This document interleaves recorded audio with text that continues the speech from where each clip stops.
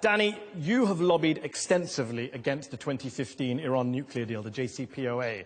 You think it's a bad deal, and like Prime Minister Netanyahu, you welcomed President Trump's decision to pull the United States out of that deal, to violate it. So to be clear, you don't agree that the deal, with all its faults, is working and is putting off the realization of the Iranian nuclear vision by 10 to 15 years? No, if you look for the last 2.5 years since the deal was signed in Vienna, you see the aggression of Iran not only has multiplied by 10 times. Iran, since signing the deal, has become much more aggressive, has not stopped testing ballistic missiles, and you do ballistic missiles only to put a warhead, which is nuclear, nothing else.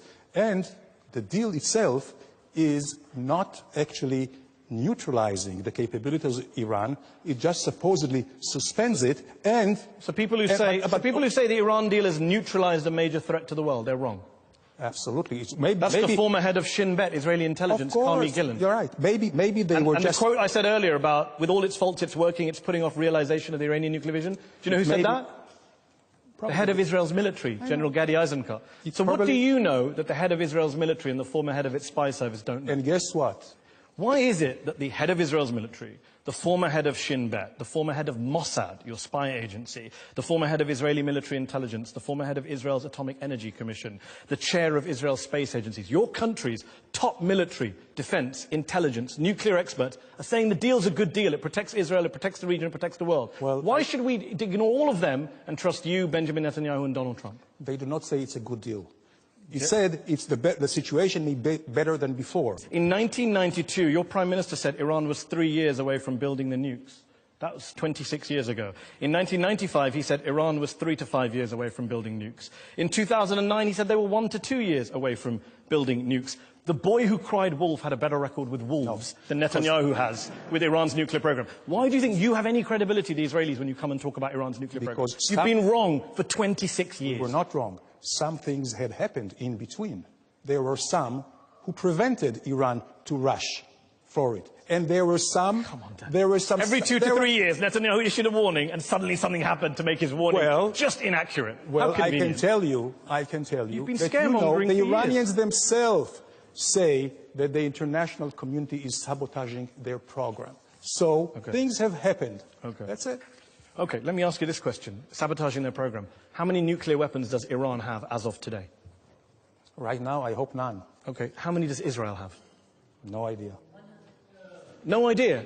You were in the government. They don't tell you that stuff. No idea. Who do they tell? No idea. I'm telling you, I never discussed it. But it's irrelevant. It's between... You never discussed Israel's nuclear weapons. You can say that hand on heart. You've never discussed Israel's nuclear... You're expecting us to believe that the Deputy Foreign Minister of Israel never discussed Israel's nuclear deterrent? Seriously, then? No. So let me tell you, no? It's not all slogans and sound bites, Mehdi. Tell yourself. I did not discuss Israel nuclear weapons. I did discuss Israel nuclear policy. There is a big difference. Okay. Okay? Okay. So now we've got past that semantic evasion. No, you have to... How many nuclear weapons does Israel have? Because experts say it's anywhere between 80 and 400. So what? So what? Yeah, so what? Has Israel ever threatened... Do you recognize the hypocrisy of Israel having a secret illicit nuclear weapons program that it won't open up its doors to and won't talk about, and then lecturing everyone else in the region about nuclear weapons? Absolutely not. You know why? You talked about hypocrisy. I tell you.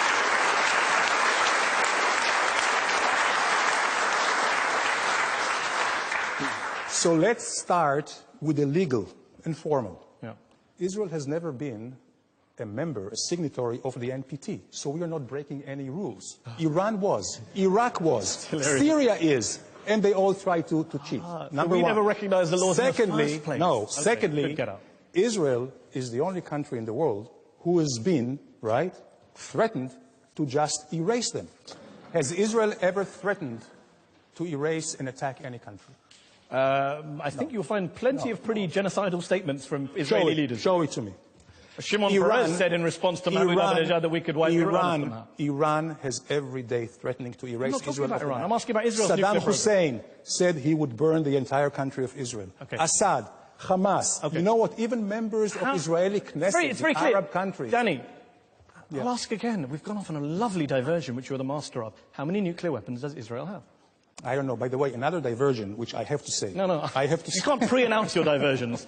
Let me ask again. If an Iranian guest came on my show and I asked him about Iran's nuclear program, he said, I don't know, I'm not going to talk about it. Would you be okay with that?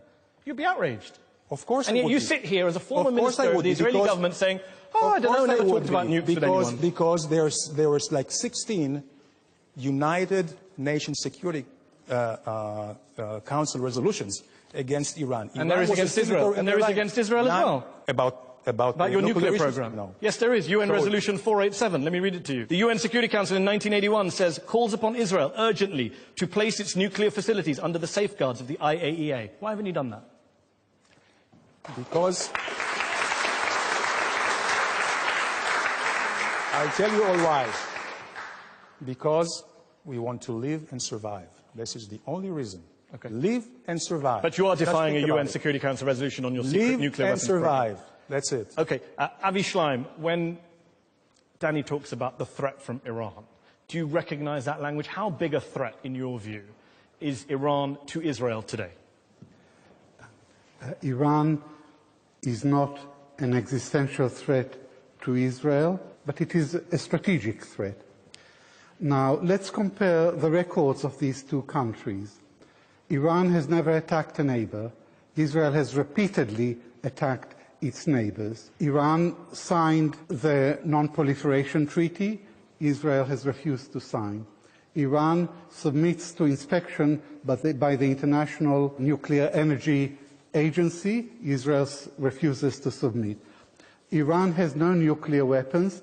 Israel has between 75 and 400 nuclear weapons. So Israel poses an existential threat to Iran. Now, Okay. no. Okay, briefly, and then